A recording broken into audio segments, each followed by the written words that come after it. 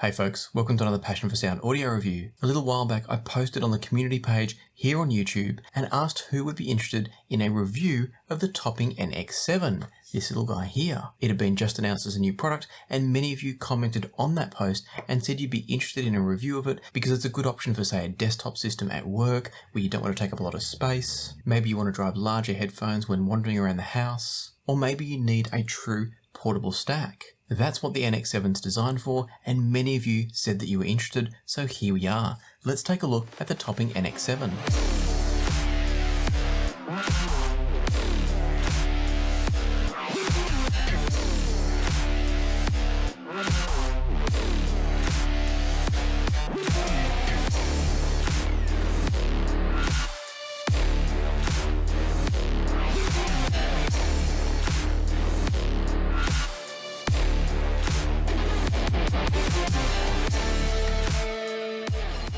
In case you're not already aware, the Topping NX7 is a portable headphone amplifier. It retails for $179 and I want to say a huge thanks to Appos for sending me the NX7 for review. The NX7 is a pretty simple device, so I'm going to keep this review fairly short and sweet. And let's start it off with a basic tour and some discussion of the specs. The NX7 is a similar size to a small smartphone in terms of its footprint. It is a little bit thicker and it's fairly heavy as well. That's going to be mostly due to having a decent sized battery in here, and the battery is rated to give anything from 10 hours all the way up to 20 hours depending on the volume level and the gain level you're working at. So there's plenty of power available from this, and that's why it's got a bit of weight to it, is for the battery housed inside. It's also a solid metal casing, so that's nice too. But in terms of specifications, the NX7 offers you a single input, which is a 3.5mm single-ended input, and then you've got a choice of two outputs, a 3.5mm single-ended output and a 4.4mm balanced output. Don't be fooled by that though, this is a single-ended only amplifier. The 4.4mm connection is purely for convenience sake. There is no difference at all between the output, both in terms of sound quality and also the level of power delivered. Speaking of power, the NX7 will deliver 1.4 watts of power into 32 ohms, or 180 milliwatts into 300 ohms, and obviously everything in between. If you want more detail on things like the power numbers at different impedances, and also if you're looking for things like the THD measurements or the distortion measurements, etc., do check out the Appos website. It's all listed on there, or any NX7 website for that matter. You don't have to go to Appos. The point is, I'm not going to go into detail on the measurements, I'm going to tell you what it's like to use it. Because as we've learned in the past, there are some amplifiers that measure really well and sound great, and others that measure really well and don't sound that good at all. So I was much more interested in how this sounded rather than how it measured. Before we get to the sound though, let me tell you a few more things about the NX7. You've got the volume control here, which is also the on-off switch, so it has a nice satisfying click when you switch it on, and also of course when you switch it off. There's also a relay inside that you can hear clicking after you switch it on and off, and that's to stop any sorts of pops coming through your headphones or earphones when you've got it plugged in. Speaking of headphones or earphones, if we flip around to the back of the unit, on the back things are very simple. All we've got is a USB-C socket that's purely for charging, and we've also got a gain switch here which allows you to have low, medium or high gain. And this is where the NX7, one of the areas where the NX7 is quite good, is that it gives you the ability to run a minus 14 dB gain, basically a 0 dB gain, and a plus 14 dB gain. Basically, in the end, all we need to know is you've got plenty of range from the most sensitive of IMs all the way through to difficult high impedance headphones. If you're wondering about low impedance planers, they're completely fine as well. They're going to run mostly in medium gain, but high gains there should you need it. Before I move away from the back panel, there is also a power light, just a very discreet one on the back panel there. And so that's going to tell you when the unit's on and also give you an indicator if the battery's getting low, when it's charging, etc. So it's a very simple device in general. But while we're talking about the design, I've already mentioned that it's a full metal case, and that's great. It feels really good and solid in the hand. I should also mention that it comes with a couple of rubber bands and also a rubber pad to protect whatever you're sandwiching it with if you're using those rubber bands. And then there's a charging cable, a USB-C charging cable, and also this little 3.5mm interconnect. So it's really been designed as a traditional portable stack style amplifier. I've been pairing it up with my Mojo Poly and it's worked really nicely.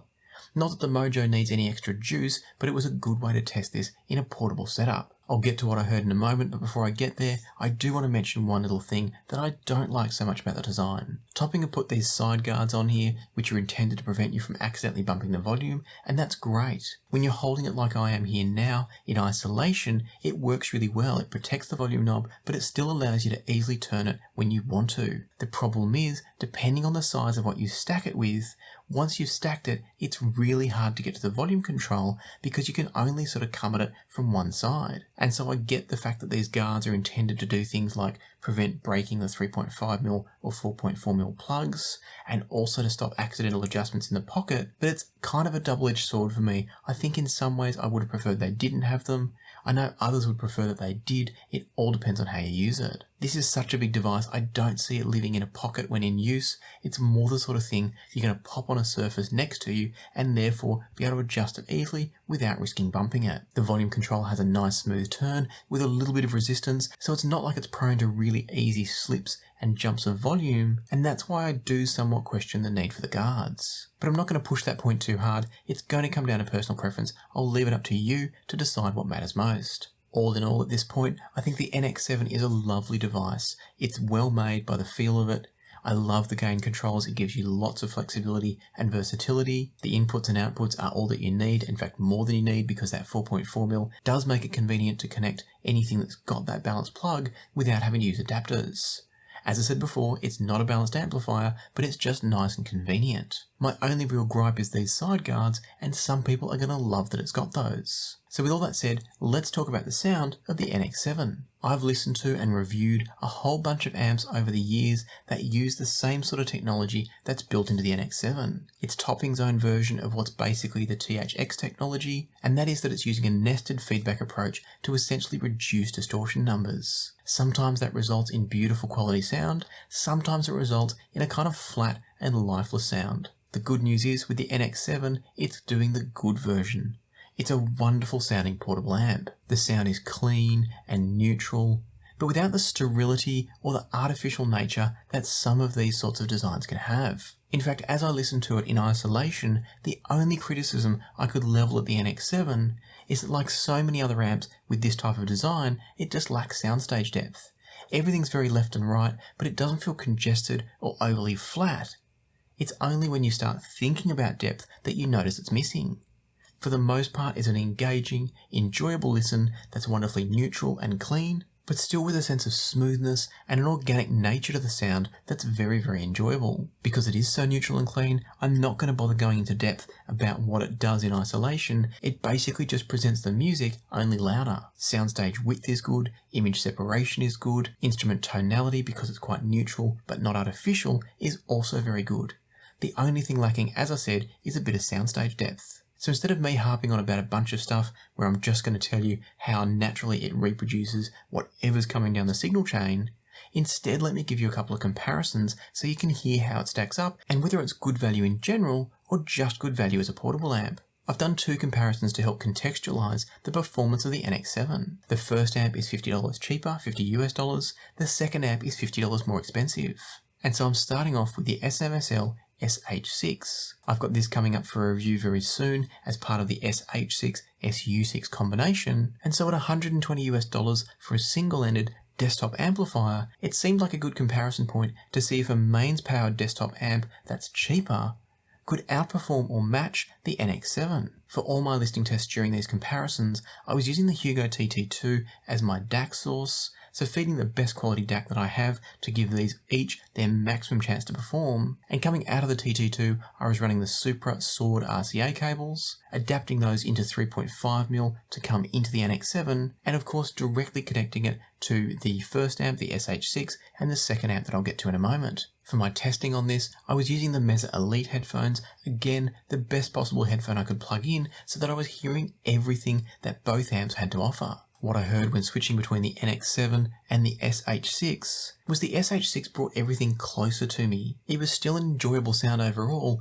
but it brought everything in. It did feel a little bit more compressed overall in the soundstage. Things were smaller, less expansive. It wasn't a bad listen, but the NX7 definitely had the edge in terms of its sense of space and its overall sense of neutrality as well. The SH6 comes across with a hint of warmth when compared to the NX7, and as a result the NX7 comes across more resolving and more detailed, while still sounding very natural and organic. If we boil it down purely to which one is the most enjoyable and natural to listen to, I think the NX7 wins quite comfortably. The SH6 is a lovely amp, but it doesn't sound like it's got quite the same chops as the NX7 does.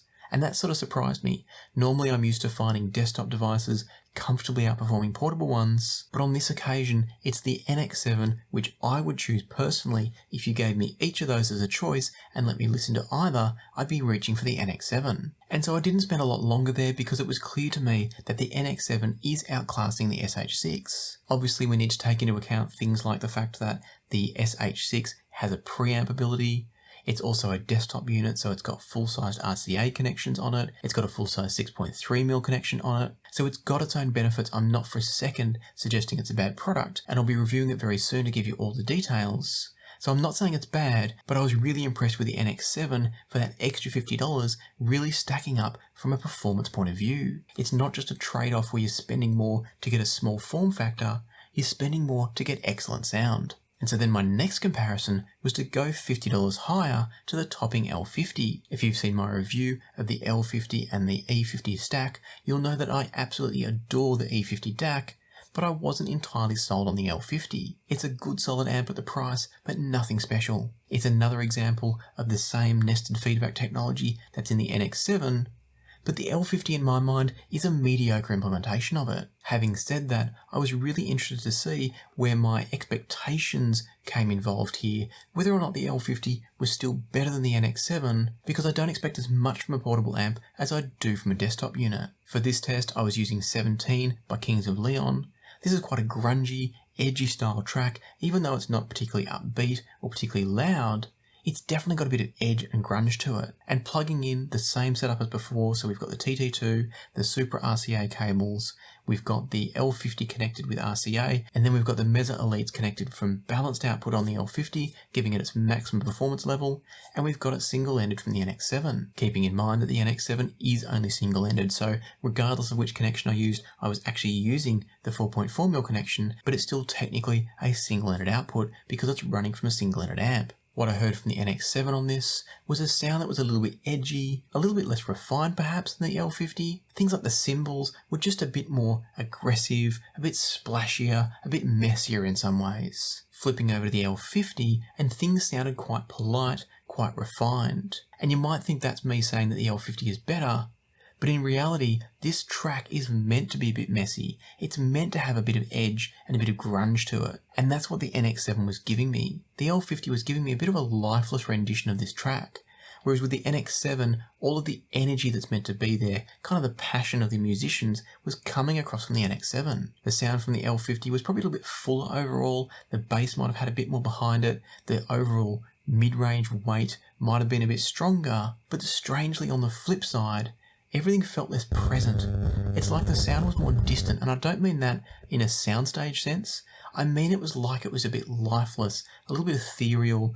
It just lacked the realness that I wanted. Now I know that doesn't really give a good explanation of what I was hearing, but it was one of those things where I couldn't really work out what was going on with the L50 that was taking away from what I was hearing in the NX7. In the NX7, the music had energy and life and spirit to it. From the L50, it was just bland and flat and boring. Not dreadful to listen to, it was just too polite. In fact, as I'm saying this now, this wasn't in my notes, I think what's probably going on is that the ability for the NX7 to produce a better, cleaner, more attacking leading edge without ever getting harsh or ever getting edgy or gritty or grainy unless it's in the music, the NX7 for me is doing that properly. It's bringing the music to life by having accurate leading edges of notes and a good sense of attack, whereas the L50 somehow kind of just smooths it all off just a little bit too much. And it's not that the L50 is a smooth or overly warm and rich amp, it just doesn't have the leading edge clarity that I believe the NX7 does. And so rather than rambling on here, because I think I've already given you a good sense of what this is all about, I'm going to wrap up here by saying the NX7 is an absolute beast. It's driven everything from sensitive IEMs with no issues at all the way through some difficult to drive planers. I'm not suggesting it's going to drive Susvaras anytime soon, but it's run multiple other planers in my collection, whether it's the Elites, whether it's the upcoming Sendy Peacock headphones, Hi-Fi and Arias. It'll drive any normal planers, no problems at all. And then even 300 ohm dynamic driver headphones too. In every case, I had plenty of room to spare. Either I had plenty of volume range with IEMs thanks to the low gain setting, or I had plenty of headroom left in high gain listening to 300 ohm headphones. So if you do happen to be someone that still needs a portable style amplifier like the NX7, I can highly recommend this. It's an absolutely brilliant piece of equipment. It sounds great across the board with everything. It's engaging, enjoyable, and incredibly versatile. As I said earlier, my only knocks against it is that it doesn't give you a great deal of soundstage depth, but most amps like this won't. And it also does annoy me a little bit with these side guards once it's stacked with something. Neither of those are deal breakers, and absolutely once you have it plugged in and you're just listening to the music and not worrying about the fine details that I might think about as a reviewer, once you plug it in to listen to music, it's incredibly fun. So if you need an amp like this, check out the link down below through to Apple's Audio. That's for people in Canada and the USA. And I'll pop a link down below as well for anyone buying globally. If you are in Canada or the US and you're thinking about buying one of these, it would be great if you can consider buying through Appos to say thanks for sending this out. It is an affiliate link, so the channel will receive a small amount of income from any sales, and I deeply appreciate the support. As you'll have seen from other reviews, that never influences what I have to say. This is a really great amplifier. And so I hope you found this review useful and informative. If you have, I'd love it if you'd hit subscribe, ring the notification bell, and hit the like button to tell me and YouTube that you want to see more videos like this one. For now though, let me leave you to the music, so happy listening, and I'll see you here next time on Passion for Sound.